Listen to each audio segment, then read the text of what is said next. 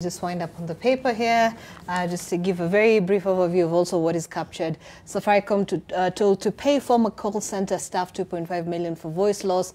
That's a judge who said her injury was related to her job, but rejected her plea to be paid for future medication and special damages. It's a special report. You can have a look at that inside the Daily Nation third page. Also, what else is here? Let's see. Azimio leaders moved to court to prevent arrest. That's Azimio leaders from Kilifi County have moved to the court to prevent the state from harassing and arresting them over their participation in demonstrations. This was led by Senator Stuart Madzayo. There you can see his picture. And the politicians have denounced the arbitrary arrests and prosecutions by state actors, which they say violate the right to engage in protests as provided for in the Constitution. Remember, this comes after a number of politicians were arrested and charged for participating in protests called by Azimio La Umoja. Also, President Ruto targets cost of living with fertilizer price drop, and he says that reduced prices of fertilizers from 3,000 to 2,500 per 50 kilo bag in a bid to boost agriculture production and ultimately will bring down the cost of food. He announced this yesterday in State House, which also follows the commencement of the second phase of the program. The president urged farmers to go for that input. And there you have it, the cheaper input to increase production. And he's talking about subsidizing production as opposed to subsidizing consumption. Also, look out for cheaper sugar in 2 weeks. That's what the president promises.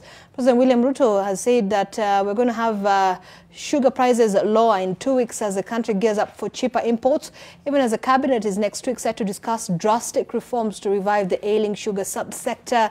Kenyans have been paying through the nose for the sweetener after prices went through the roof due to reduced local production and expensive imports. That's what we'll be having a look at as well. We said 2 weeks. Also, Forestry CS defends lifting of logging ban. Can have that report. That's the Environment, Climate Change and Forestry Cabinet Secretary Soipan Tuya there, defending the lifting of the logging moratorium, saying it would reduce importation of timber to meet the high demand. She also adds that the government has also embarked on a national tree planting initiative aimed at planting 15 billion trees by 2032. Also, remember, this comes after a special report, Log in the Eye, which aired on Sunday, which you can get on our website at ntvkenya.co.ke. Finally, MPs to have final say on Ruto education reforms as the members of parliament, which will decide the fate of many of the recommended changes to the education system that must be anchored in law. The report of the Presidential Working Party on Education Reforms has indicated 14 amendments to the Basic Education Act for the changes to be lawful. In that implementation matrix, it gives different time frames, but estimates that all of them will be concluded within the next 12 months. So that's what we'll also be having a look at. Some of those changes that require, the laws that will require changes, the Basic Education Act, which will amend to include pre-primary education, change the composition of school boards and reclassify secondary schools. There's also the TSC Act. And also 3 new laws have also been proposed. These are the Teacher and Education Training Bill, the Management of Scholarship and Bursaries and Education Bill, and also the Education Appeals Tribunal. So that's also what is happening on the education front. Nairobians also at risk of getting infections from animals, which means close proximity to animals and poor sanitation has been identified as key risk factors for zoonotic diseases. 2,000 is the number of people from whom samples were collected for these particular studies. A report there by Helen Shikanda. You can have a look at how that will impact your health, especially if you're living in Nairobi. Also, lawmakers back call for creation of a cancer fund, just adjacent to that report. But I'm looking for a story here before we close up on the DN, which of course also touches on what is happening across the world and especially within Africa as well. Let me get that, and there you have it.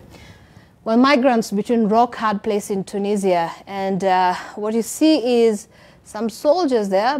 This is the Libyan bodyguards providing water to sub-Saharan migrants abandoned apparently by Tunisian security forces following their arrival in the uninhabited area near Al-Asa on the Libya-Tunisia border on the 30th of July. And it's been quite tough. You can see some of them barely breathing. The officers attempting to revive them gently with a few drops of water. And you can see by the time they're reaching Libya, the sub-Saharan migrants are dropping from exhaustion in temperatures that are exceeding 40 degrees Celsius. Journalists witnessed the guards rescue around 100 men and women from an uninhabited zone near Sebhat al-Magta, a salt lake on the Libya-Tunisia border on Sunday. In the distant shimmering heat haze, 6 figures emerged. They spoke Arabic and they said they had come from Tunisia. Libyan border guards said over the past 2 weeks they have rescued hundreds of migrants who said they were left by Tunisian authorities in the border region near Al-Assa, about 150 kilometers west of Tripoli. In early July, hundreds of migrants from sub-Saharan were driven out of the Tunisian port city of Sfax as racial tensions flared following the death of a Tunisian man in a clash between locals and migrants. That is what is happening. Human Rights Watch also says up to 1,200 black Africans were expelled or forcibly transferred by Tunisian security forces to the country's desert border regions with Libya and Algeria in July. So why is this happening? We'll come back and have a discussion on that. Let's take just a quick break here on AM Live and talk to us. The hashtag we're using, as always, is AM Live NTV. We're going to be back. These are my panelists this morning. Let's take a break.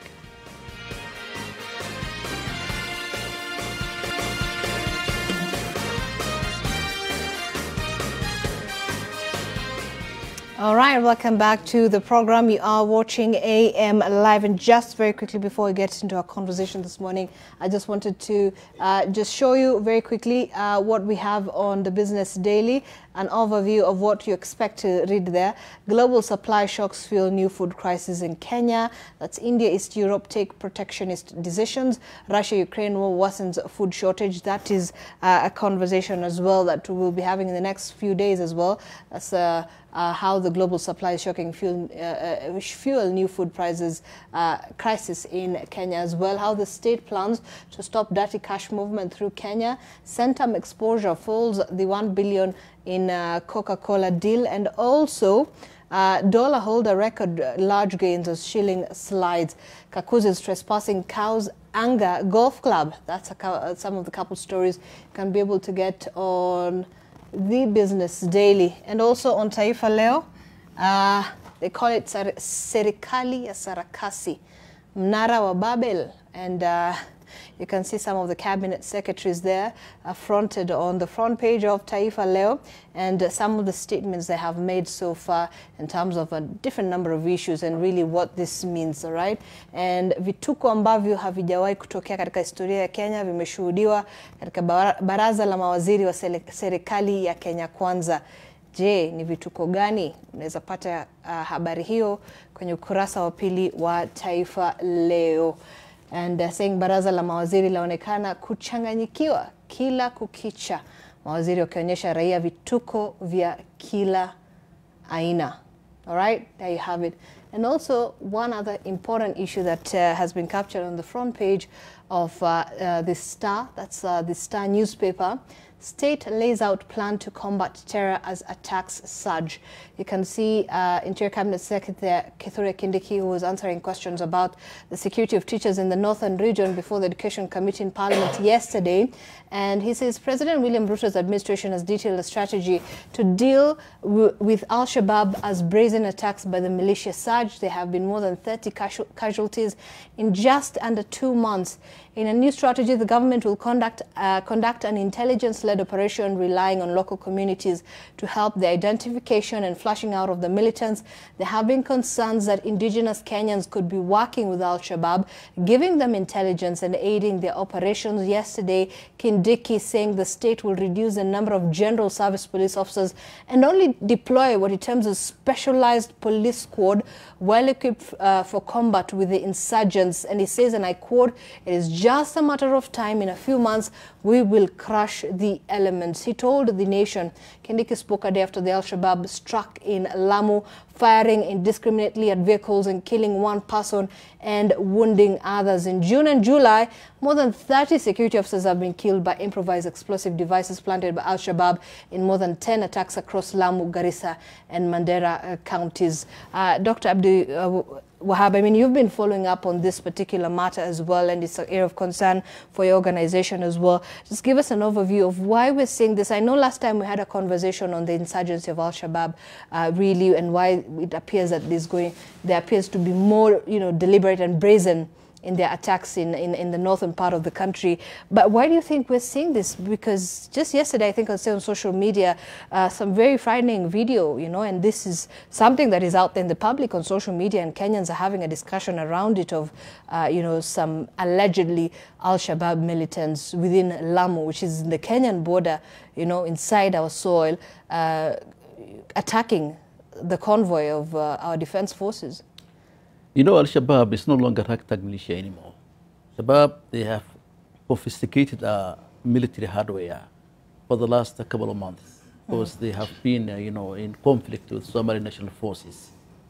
And in fact, they succeeded to loot the military camps in Somalia and get sophisticated, weapons. So what I'm saying, right now, as we have estimation number of the 25,000 fighters they have on the ground. 25,000? Yes, minimum, if not maximum, minimum. And they now try to inflict casualties on neighboring states, specifically Kenya. It became a soft target. That's why they are indirectly controlling the border issues. They're indirectly controlling the counties of the Wajir, Madera, Garissa, and Lamu to Lamu. And it's up to the government to come up with a plan whereby they're going to gain the hearts and the minds of the people. If the people and government together, they can easily eradicate Al-Shabaab. That's one issue. Second issue is, why does Kenya they are getting a pressure in central Somalia as well. Those large number of the Al-Shabaab fighters now, they are coming close to the border because there is certain areas whereby the Somali National Army, they recapture again from Al-Shabaab. And also, they also recapture again themselves. In fact, it's back and forth. But unfortunately, now they are planning this, to have, kind of, incursion into Kenya so that they send a signal to the neighboring states. We are still active. We can inflict the casualties on the border communities. We can control them. So that's why I'm saying the government, they must come up a plan whereby they directly involve community on the border. People, they know the families involved, the sons and daughters of join Al-Shabaab. So if the government gain the hearts and the minds of the people on the border, and they work together with the government, provide information, provide what they call geographical locations of the Al-Shabaab as well, you can easily overcome the problem with Al-Shabaab. Before Kenya went into Somalia for 2021, 16 of October 2021, counties of Wajir, Mandera, and the Garissa were the safest county in the entire nation. And in fact, when the Kenya crossed over into Somalia, that's what the problem now started. So more of a retaliation? It's a kind of retaliation, of course. They are going to retaliate. In fact, the kind of retaliation, of course, why not?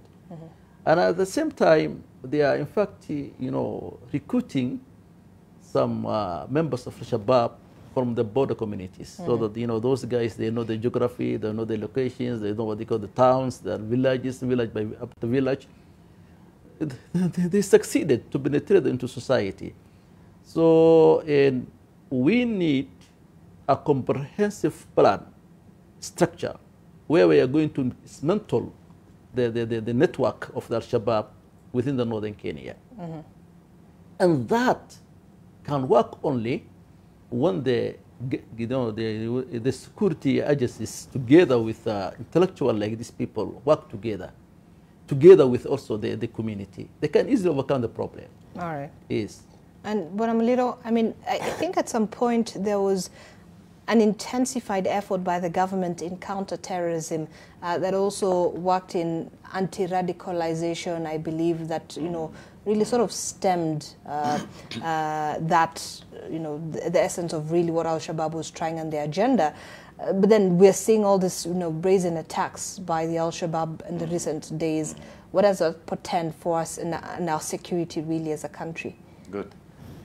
Actually, there was a time a narrative was running that we've won the war against Al-Shabaab, and we were retreating back to some form of rehabilitation of communities, those who are there disengaged, and we went down there. That was the feeling. Mm-hmm. But you have rightly observed that there is now a resurgence, renewed attacks mm-hmm. on Al-Shabaab. Yes. In that case. And I would say two things. One, I agree with my brother here that even the government has identified that. It keeps on, instead of we blaming our own communities as helping in giving intelligence, we should be asking ourselves, why are they not giving us that intelligence? Why are they not collaborating with the state security agencies? And the beginning point should be the government should put an effort to involve the borderland communities, cross-border in Somalia and Kenya, in their security matters, especially information gathering and advanced preventive ideas. That's the first thing. But then the next one, I think they have identified the problem. Even globally, the US itself realized that the word war on global terror does not work. Mm-hmm. And the reason is that we have talked about this for many times, that terrorists like Al-Shabaab do not engage in a conventional war. You don't say they are armed, is a military in a uniform, and they are facing us. We also now we declare war.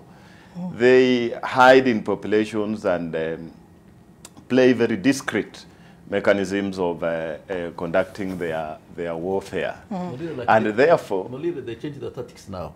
Yes. It's no longer a direct target anymore. Yes, yes. Now yes, they wage a conventional war. Yes. Are we together? They now change the tactics, and they in fact targeting specific targets, specific military installation.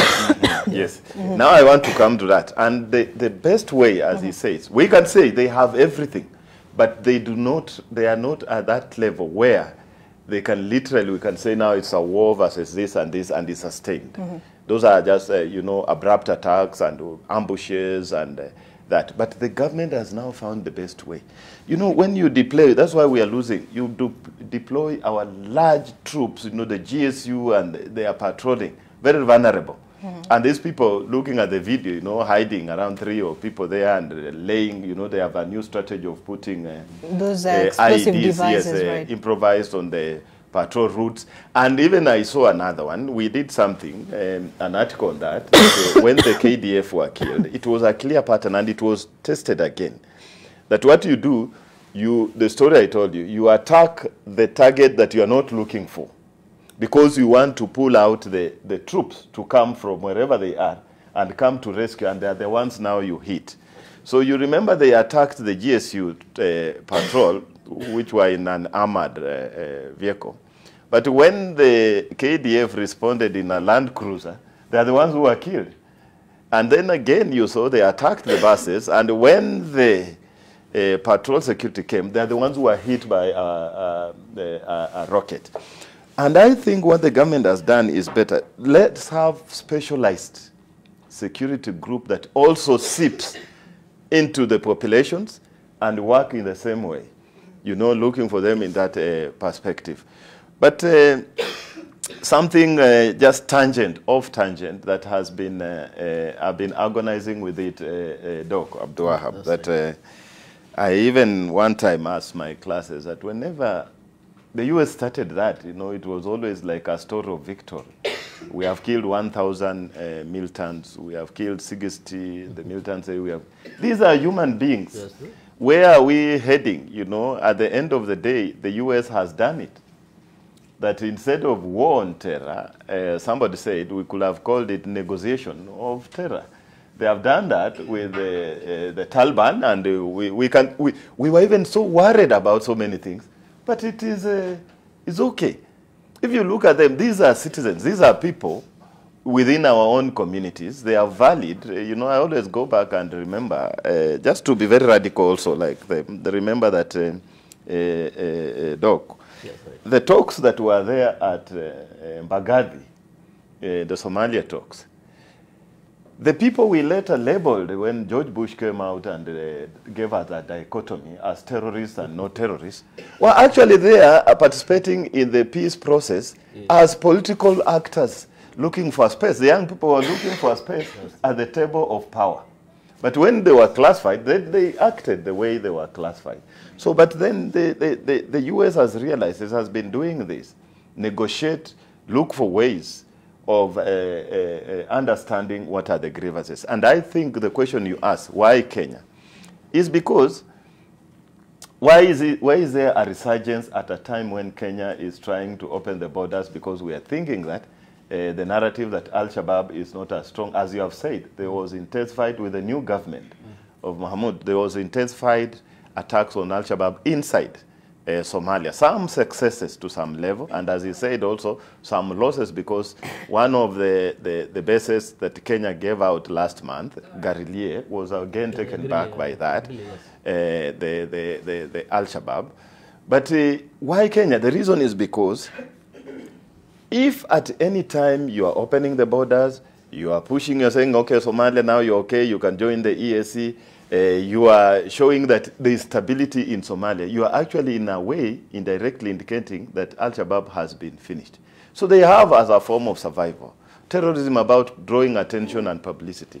They have to intensify the attacks and show, as he said, that we are not a ragtag, we are not yet off the scene. You have to listen to us. Indeed. Yes. And just also very quickly, as we wind up on that, yes. Dr. Macharia, what do you make of it, and especially when it comes to the issue of our own internal security?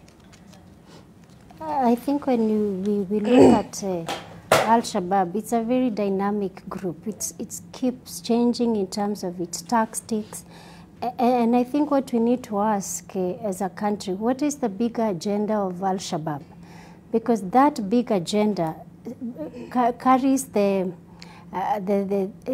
becomes a carrier of the conflict. Because as long as you have this big goal that you're seeking to achieve, even in instances where it appears you're being defeated, the goal and the motive that Al-Shabaab seeks to drive then remains.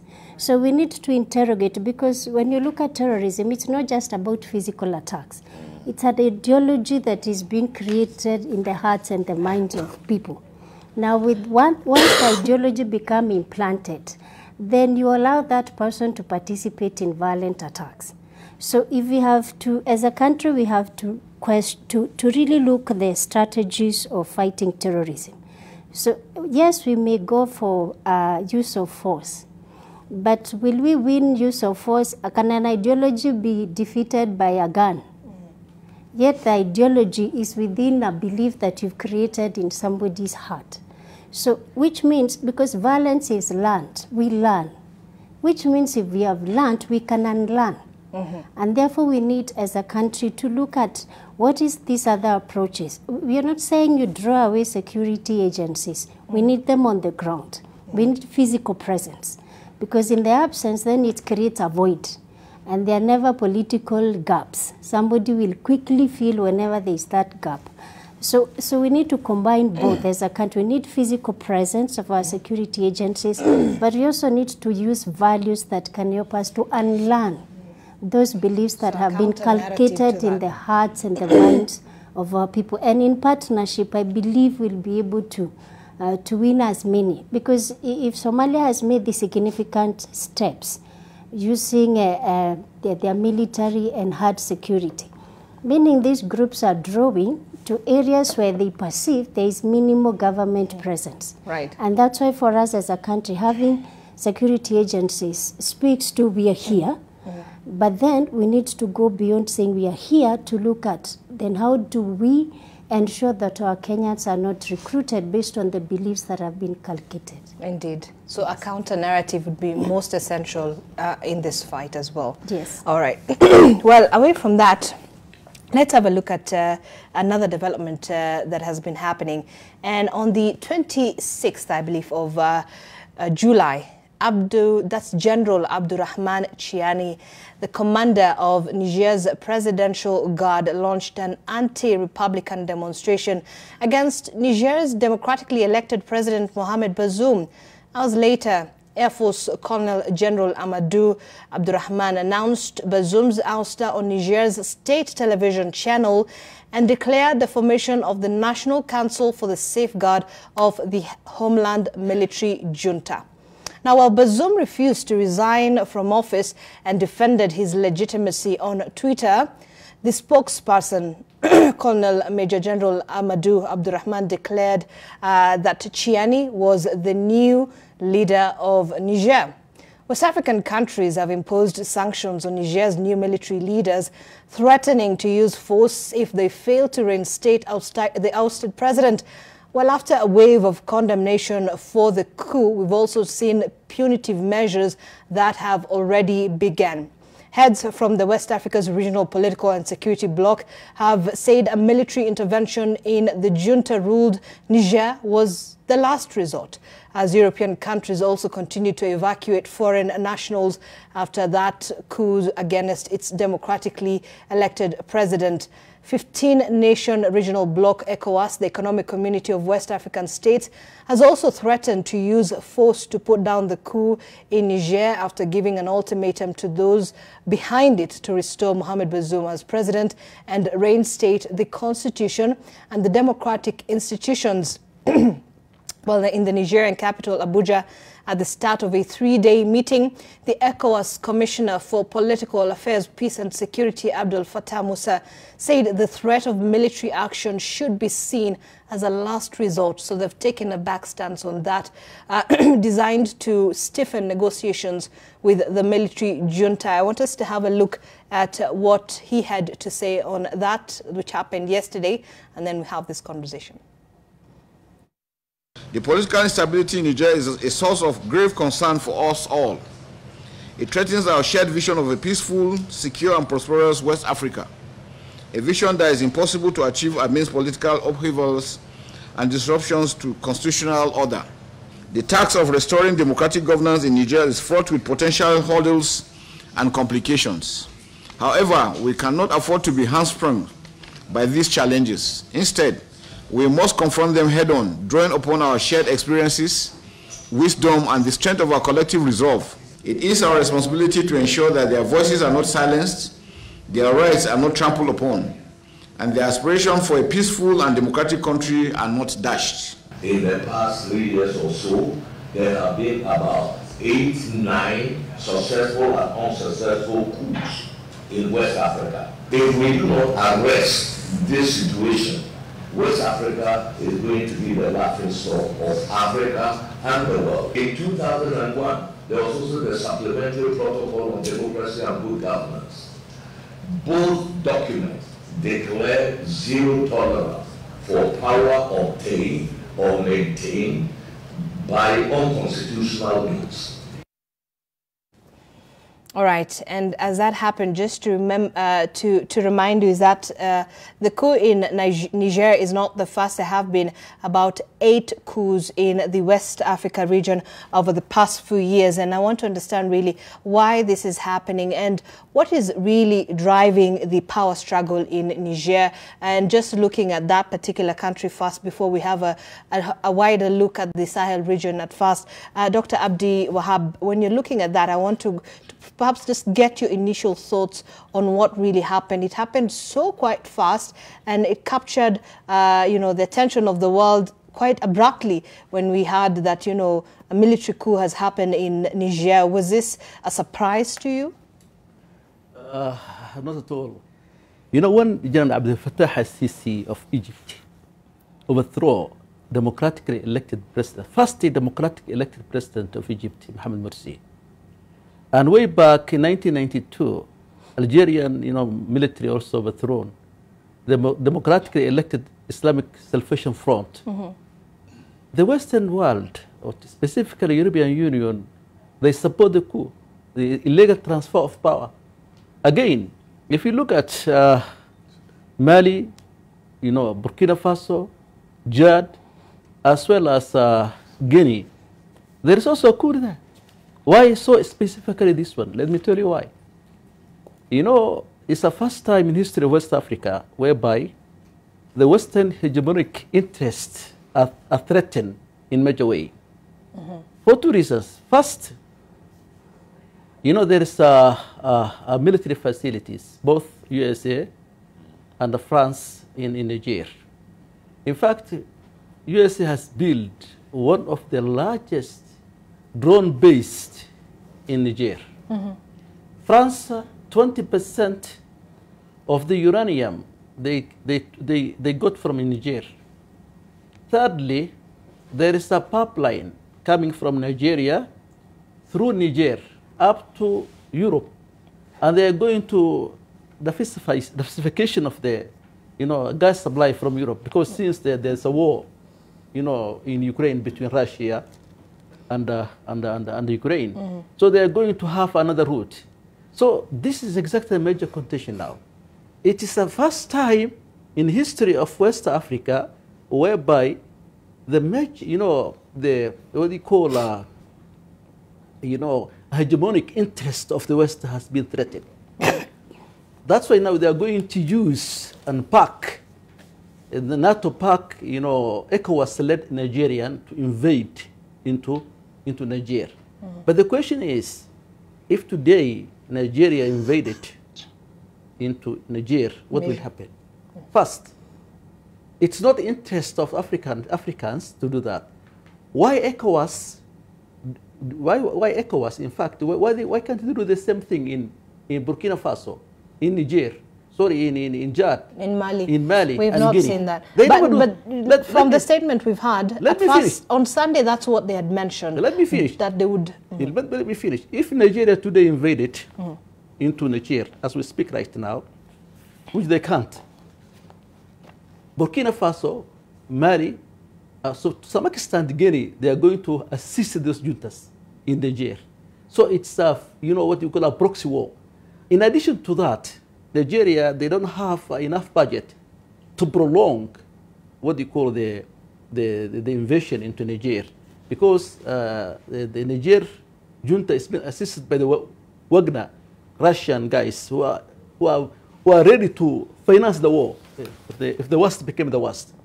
So if today the same scenario in Saudi, when Saudi-led coalition invaded into Yemen, nobody knows other 13 countries except Saudi Arabia. The same with what you call Nigeria. Nigeria has a lot of problems, internal problems.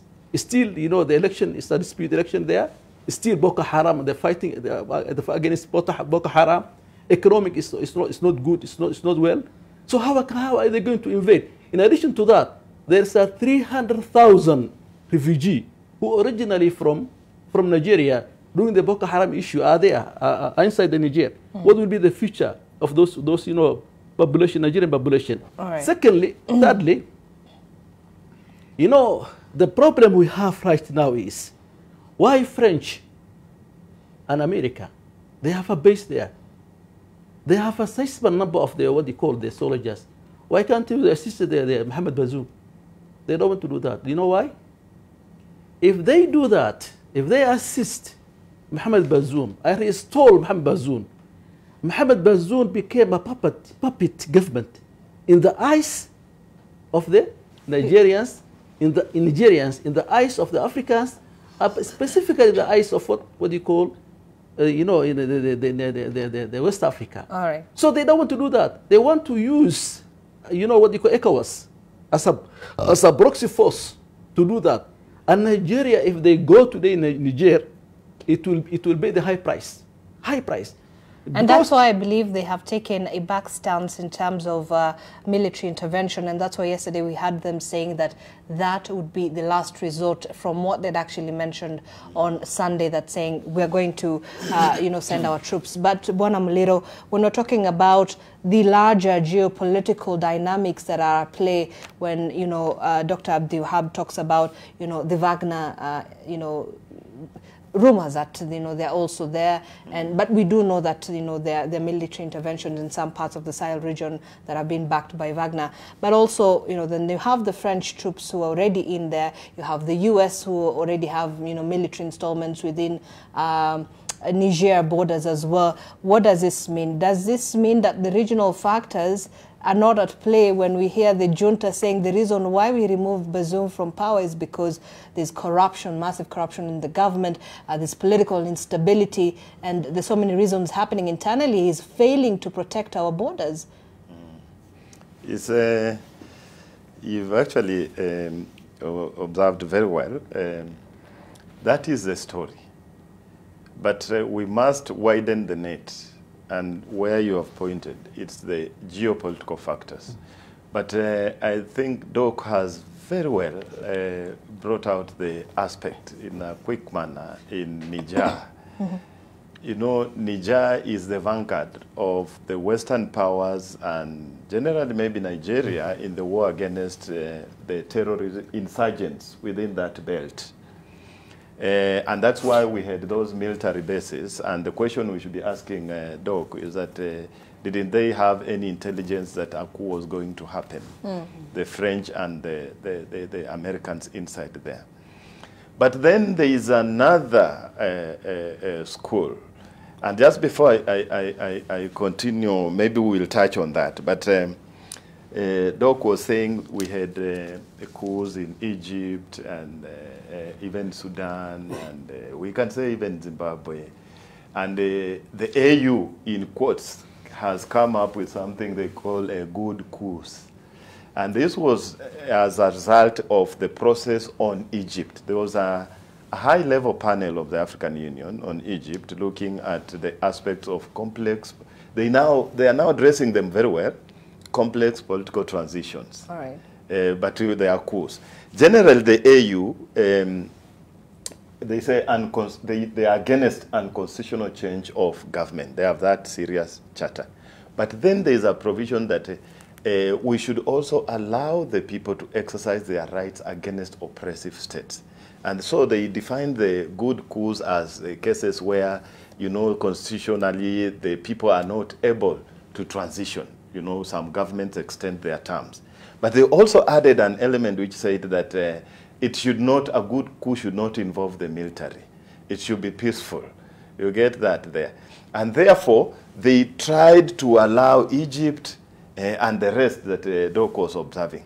But in Niger now, there is a high regional and continental interest because one, it was the first time that disturbed country was having somehow democratically elected leader.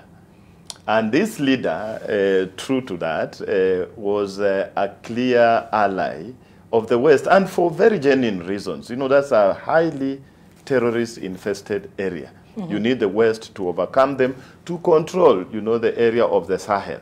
There's that fear among the Western powers that what they did in Libya is the reason why we have that problem of insurgents in the Sahel. And therefore, Niger was holding that vanguard. But so strategic position was very important for the West. Very important for the region and the globe. And apart from that, it is the addition of the minerals. But let me come to your global. And I want you to hold on to that thought because we'll come back to that and then you give us an analysis on that as well. But I know we have to take a break here on AM Live NTV. Talk to us. The hashtag is AM Live NTV as always. We're going to be back in a very short while. Stay with us.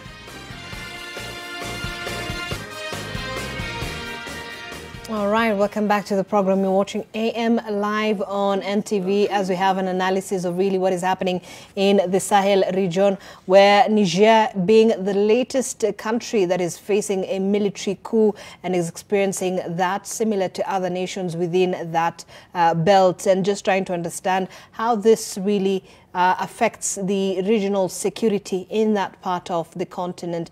We've talked about some of the factors at play, including also what Bona Muliro wanted to mention to us, the geopolitical dynamics. But before I get to you, I also want to just get very quickly also remarks from Dr. Macharia on what you think. First of all, there is such high discontentment for the French, who are the former colonial, masters, or is it colonial power of the country Niger, and some of those colonial, the French, the former countries that were colonized by French. Why is there such high discontentment for them? Okay, thank you, Zainab. I think one of the things is, I would think the French perception of its former colonies, that these are our client states that are supposed to serve our interest. So the relationship becomes very extractive. So I come and pick what you have, I go. And I was looking at this one company, Cominac, which extract uranium in Mali. And when it realized there was decline, it reduced its activities in the country. And for me, that was a real concern, because it means once we see things have declined, because our work was to pick and go, then we no longer have a role to play in the region. And that creates a very strong dislike, because whatever we possess should actually be used to benefit the country. Number two, I will look at the French in relation to the French International Corporation, which has really reduced its activities in most of these countries. If you look at by 2000, the activities had gone down to 20%, which is a very small margin. So what is left on the ground for the French in these countries are the boots on the ground. So you start seeing a lot of more military deployment, more bases, more operations. So what do the local communities and citizens in these countries interact with? They interact with boots. But then when it comes to cooperation in terms of sectors like education, health, you're seeing other actors. You will see the Chinese on the ground. So what will be the reaction in case there is an opportunity to express the dissatisfaction? So the community will openly express, because I only see the boots on the ground. Then number three, if you look at the French operations in these areas, much of these operations, they haven't really reduced the insecurity in these countries. If you look at the many years French has been in this region since independence, so most of these countries have had to deal with military coups. Whether you're saying the military coup was carried out because there was insecurity, amidst that, there were operations and there were military presence of these other countries.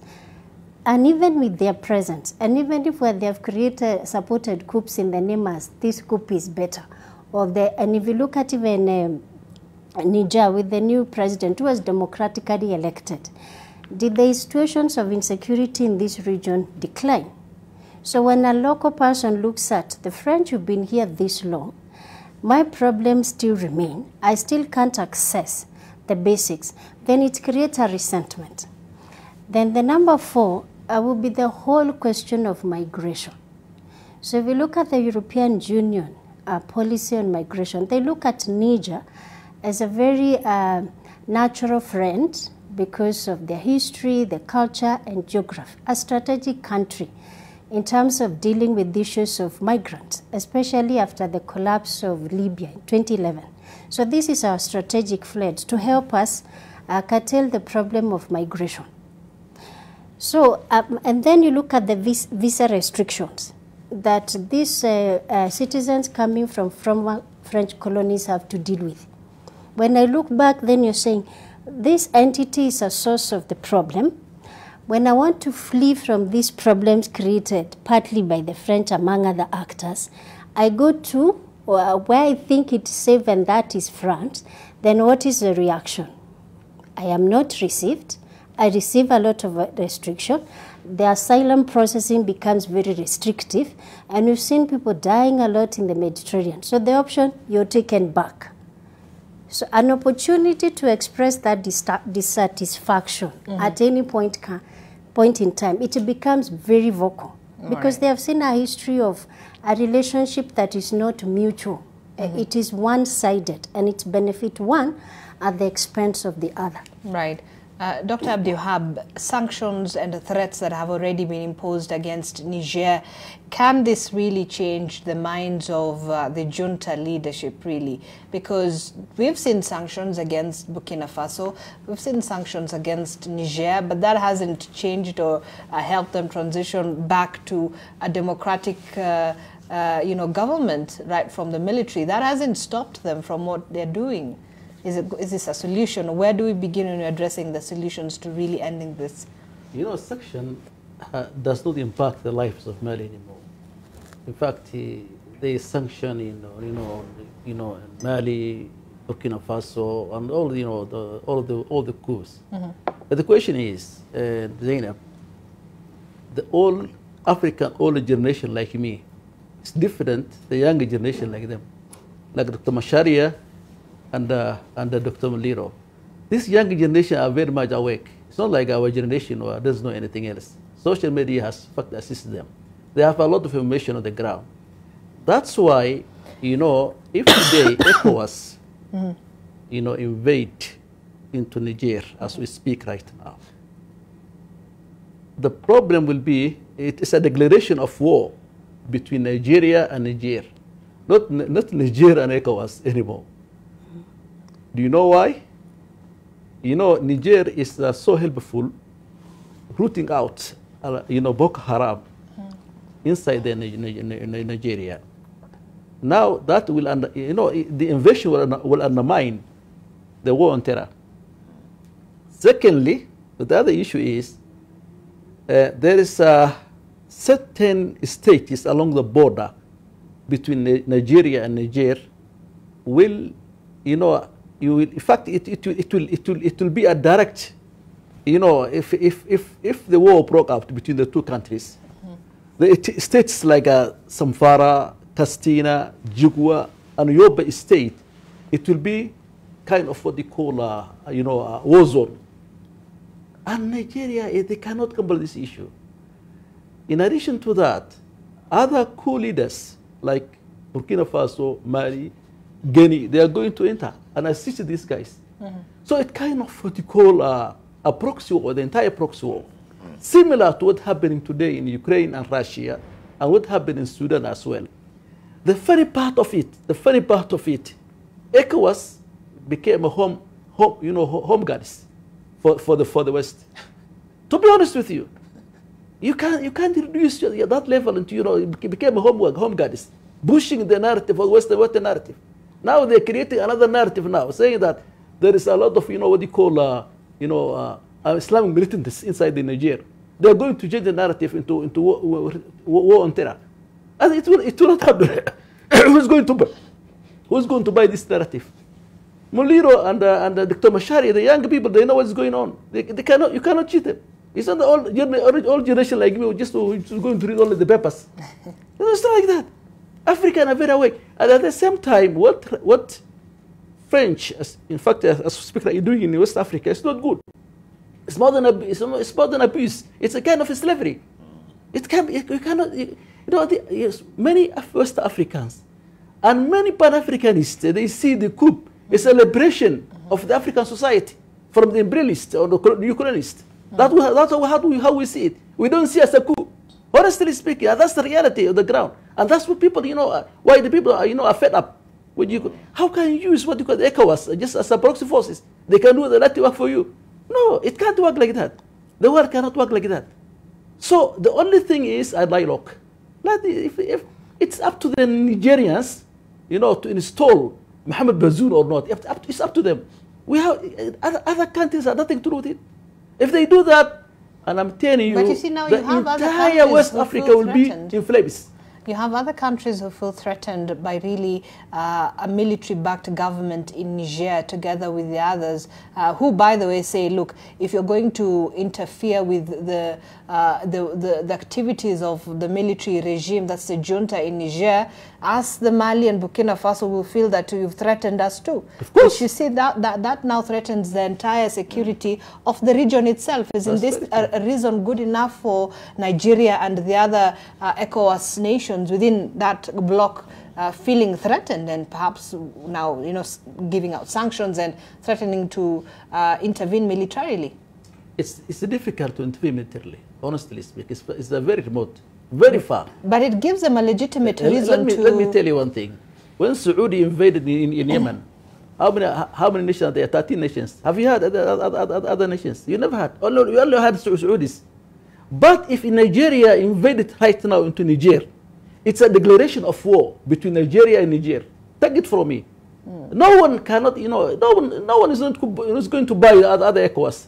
The other ECOWAS just you know, just a home guards. They just, you know, I'm telling you the truth. It's a reality. It's a fact. Yes. All right.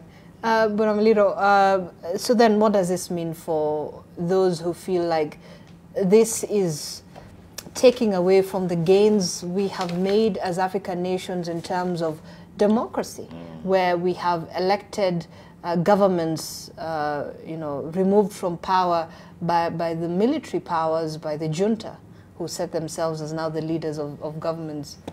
Yeah, actually that is the biggest dilemma for the West now, is that these coups somehow, if it is optics, is receiving support from the people.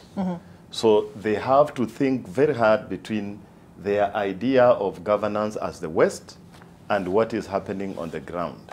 That you look at Mali, you look at all these places, the people, instead of condemning as we are used to that and say we want democracy, they come out and support. A very big dilemma.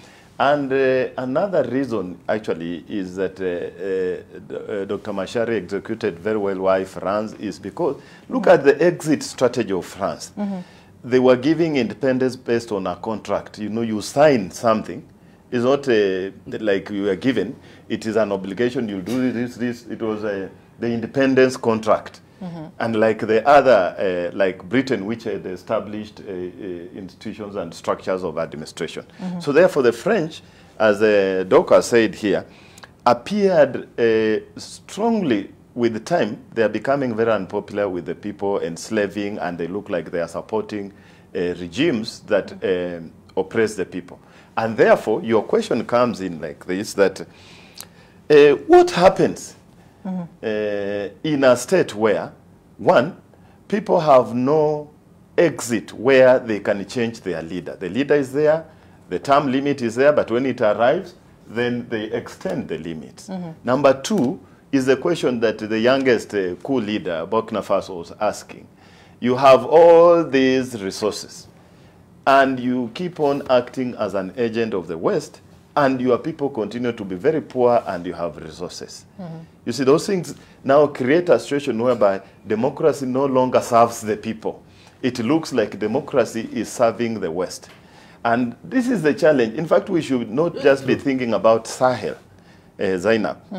In my view, I'm looking at this, we may call it the good coups or populism about coups, and I'm seeing very, very closer bad thoughts about DRC. Let's say we pray very hard, but the DRC should be coming, even states in East Africa, we should not sleep and say it is West African thing.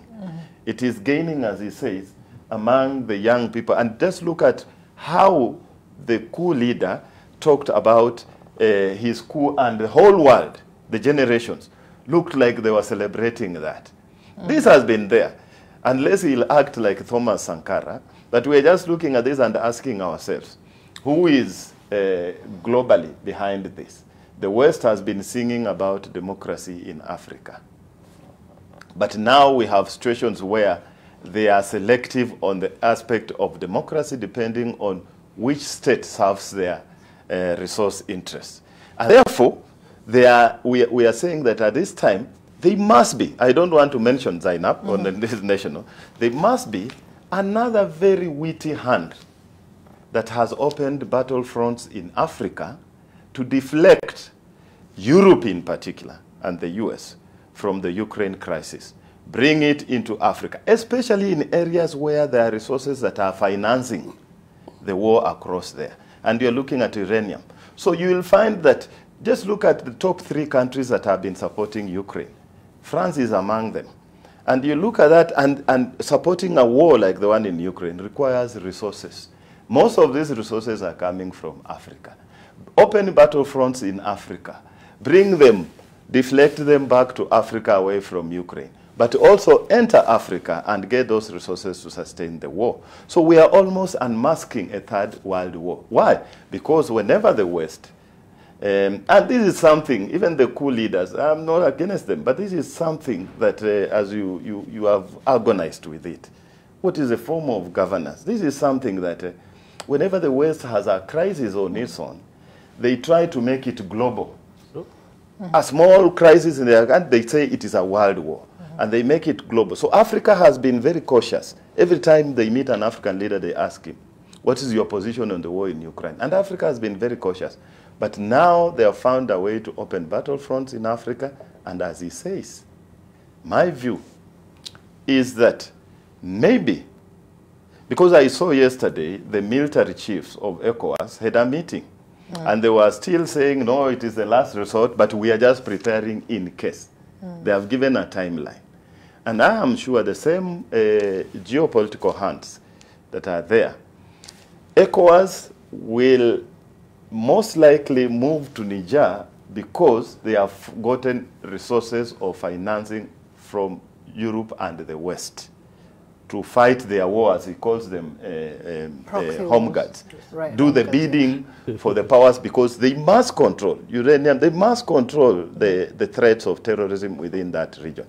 But democracy, as the AU observed, I still mentioned that, my dear sister, that we must start conversations about that. What will the people do if the regime is authoritarian? What will the people do if the regime does not follow the constitution and keeps on extending their term limits? What will the regime do if the people are not served by their states? And the question has been, somebody said, why can't these military people wait and resign as military leaders and go for elective positions? Right. Yes. So I may stop there. All right. Dr. Macharia, I mean, so many things are suddenly playing out in this war that we're seeing there. I mean, not war, but I mean the military coups that we're witnessing, not in Niger, but that within that particular region. But I'm still going to ask you the same question of what we keep hearing is that we are missing out on the gains that we've made in democracy. But despite all these things that are playing out, all the hands that are there, the geopolitical dynamics that are playing out there, and the reasons being given by the juntas as to why they want to sort of save the people from bad leadership, bad governance, how then do we reconcile this to create a more better, governance structure for the people of nations like those in the Sahel? I think for me the first question is when we say democracy, my first question is whose democracy? Because when you look at democracy as different tenets, so there'll be election, there'll be participation, there is all these aspects that constitute democracy. And if you look at the larger part of the African continent, even the states that are the origin of this democracy, there are a lot of misses of what they contextualized as democracy. So when you're telling an African state, and this, especially this region, you felt or you're not democratic, then my first question would be, which democracy, whose democracy? And like my colleague has said, so what will people do when they feel their state has failed the social contract? Because you come to office with a social contract, you will do this and this and this for me. I have hired you, so I'm watching you fulfill the obligation. You don't fulfill, yet it's a democracy. So what will take? Then if you look at the Sahel region, these are countries that majority have had 20, 19, 17, 25 years of military rule across the region. These UNITAS also, did they in any way ensures the concerns of the citizens were addressed? Then we would say that there was a sense of having the UNITAS in office. So I think for the whole region, it's a question back of how will the citizens in this country balance between a stabilization of this region and democracy. Yeah. And it means they'll have to go back and define what is democracy. Because if I cast a vote and the institutions of government are entirely lacking, there is no institution that can implement the social contract. So meaning there is a mismatch between my contract I've given and what democracy is actually doing. Right. There is a mismatch. And that mismatch then creates a room for the only institutions that essentially appear very stable, the military. Across the world, it's always when everything is gone, it's still standing. Yeah. So it creates a room, then the citizens feel, okay, what is the harm of the only stable institution taking a space, and try to make sure that the misses of the social contract and the gaps in the in democracy are brought together. So it has to be, for me, a conversation that goes back to the people in Niger, to the people in Mali, to the people of Burkina Faso and any other countries in the region. Right. What is our democracy? Should we vote and then demand roads tomorrow? That is one challenge democracy has for us. It doesn't teach us patience. So you vote in President Kenya, Ruto, and next month I want something. That's the tragedy of democracy. And you look at Bazoum comes to power. What did the citizens expect? Sort out the insurgency. Right. Yet, you have the international community and the actors have withdrawn in terms of their security infrastructures. So how will the new president sort an insurgency that has been growing over a period of time within a short time? So they need to define, is democracy in 2 months I need something, or is it building an institution that 10 years to come, whether it's a junta, he will fall within the institution. All right. So if we don't have this institution, we will go back. We need to think about balancing, including the international community, balance between stabilization and have a conversation of what democracy is. You can start at low level as this stage, because they really don't have much of what we call democratic system. So they need to start small, then build with time. Then at some time we can have a scale, how far grown in terms of democratic tenets. All right. But we can't have a package, implement package in few days. It's a conversation. How do we balance stabilization, operations, and ensure democracy in these countries? All right. Yes, Dr. You know, we have to differentiate two issues here. Good governance and democracy. Good governance, for instance, China is one of the, economical giant today. I think it's the second most, economical giant in the world. There is no democracy there. Gulf states, Saudis, Qatar, Kuwait, UAE, there is no democracy there. And you cannot compare the living standard of those countries in Africa. So the question is, are we need a good governance or democracy? There's a big difference. We have to good differentiate the governance two. And democracy. And democracy, yes. That's what we need to define. Yes, we have to differentiate. The issue is the democracy in Africa, in my view, whenever we conduct the election here, we lost a lot of people here. Dozens of people we lost. So what we need is a good governance. We need a leader who can convert his energy and commitment into results. We don't need what you call, Africa, there is no democracy. 54 states of Africa, there is no democracy, by the way. I don't see any democracy in Africa, 54 states of Africa, apart from maybe South Africa, maybe Botswana, to some extent Ghana. The rest is just, it's not kind of democracy. The question is, we have to go back our indigenous system of governance. Before white man came to our continent, we have kind of democracy in Africa, in African context. We don't want, what you call imposed democracy came from the outside the continent. We are a democratic society before even the white man came to our continent.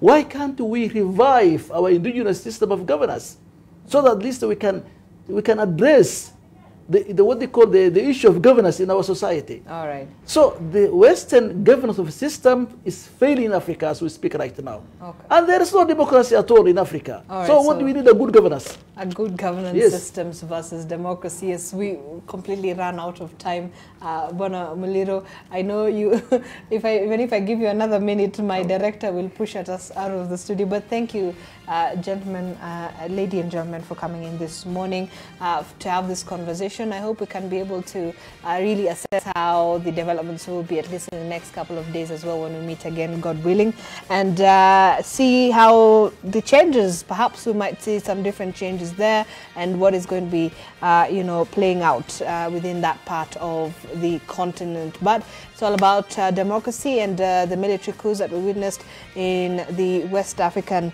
countries there, specifically in Niger. But thank you so much, Dr. Abdulwahab Abdussamad, the Chair, Institute Horn of Africa Strategic Studies, Dr. Hannah Macharia, Security Diplomacy and Peace Expert, and Nasongo Muliro, Foreign Policy and Security Specialist, GLOSEPS.